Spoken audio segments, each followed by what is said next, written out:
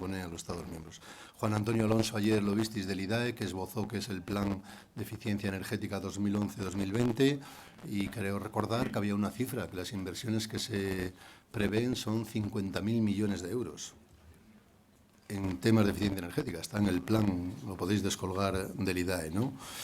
Nos hablaron también Juan Miguel de la Cuétara sobre los contratos, que hizo una exposición muy brillante y muy sencilla y muy cognoscible.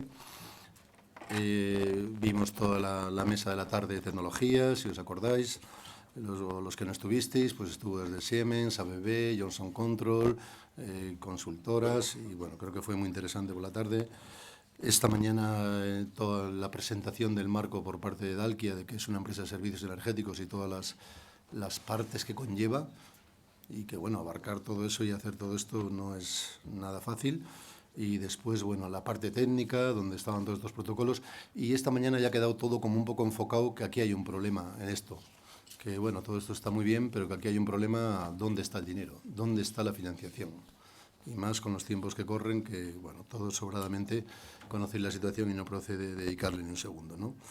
Yo me acuerdo cuando estaba en sexto en la escuela, que en la asignatura de proyectos, me acuerdo muy bien, cuando explicaba Javier Franco, el profesor que yo tuve de proyectos, que decía, bien, ya hemos visto el proyecto, hemos visto la viabilidad técnica, hemos visto el know-how, hemos visto las tecnologías, todo esto está muy bien, y ahora, claro, cuando tienes 23 años, estás ahí sentado, ¿no?, 24, y te dicen, y ahora vamos al mercado de capitales, ¿no?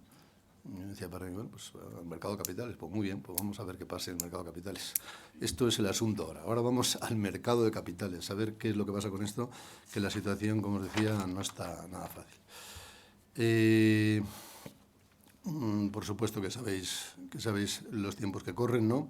Y que seguro que cada uno de vosotros pues ya tiene formada una opinión al respecto de cómo puede funcionar esta financiación. Esta mañana lo explicó muy bien Raúl de Actecir, explicó muy bien los problemas que él ha sufrido y que los hemos visto con todos estos temas de financiación.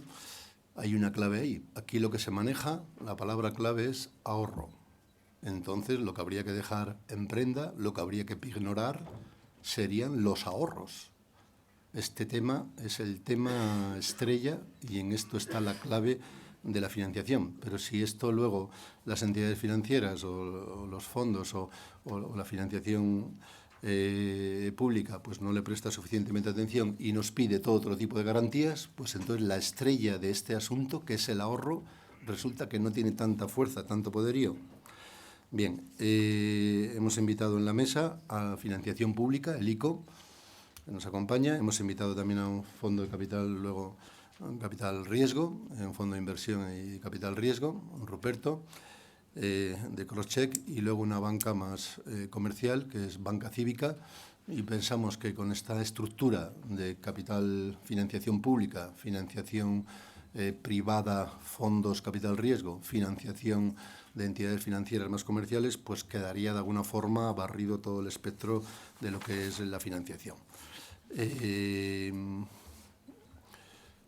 Se ha dicho muchas veces una frase, ¿no?, que porque se compara esto mucho con renovables y tal, y ha habido esta comparación, como decía antes Raúl, de Actecir, que le vas a explicar esto a un banco y te dice, sí, ¿cuántas placas fotovoltaicas lleva y cuántos tal? Entonces, esto ha sido comparado muchas veces. Y también se ha dicho una expresión de que esto de la eficiencia energética se hará cuando sea negocio, como se ha hecho las renovables, cuando sea negocio. Bueno, me gustaría que todo esto lo desbrozáramos un poquito. Solo reflexionar sobre los órdenes de magnitud de la inversión de eficiencia energética.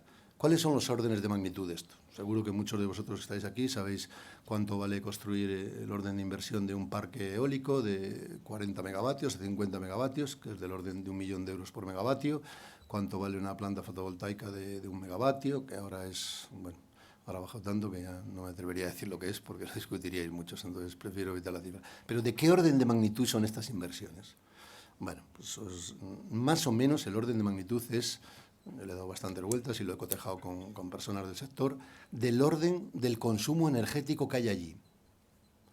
Bueno, así de sencillo, del orden, siempre digo, en cada caso será cada caso. ¿Por qué es del orden? Porque se entiende que la eficiencia energética procura unos ahorros del orden del 20, 25, 30.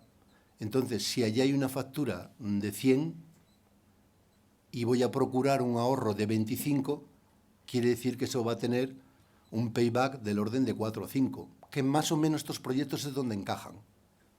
Si yo me quedo con todos los ahorros, y los ahorros son el 25%, pues quiere decir que necesito invertir allí 100 y con esos 25 de ahorros pagaré los 100 durante 4, 5, 6 años. Es decir, el orden de la inversión es del orden de la magnitud del consumo energético que hay en ese edificio. No me atrevería a hablar en la industria porque es muy difícil extrapolar la industria, pero en los edificios se cumple un poco esto. ¿Y cuáles son los órdenes de magnitud de consumo energético en los edificios? Yo creo que no hace falta, lo sabéis casi todos, pero bueno, lo refresco un poco. En una vivienda pues pagamos todos el recibo de gas, o el recibo de gasóleo, el recibo de electricidad, y bueno, pues más o menos se podría decir, con unos estándares que hay, que puede costar una calefacción 1.000 euros al año, 1.500, de una vivienda más o menos normal, y el gas puede costar otros, y la electricidad, perdón, puede costar otros 600, 700, estaríamos hablando de unos 2.000 euros una vivienda, ¿no?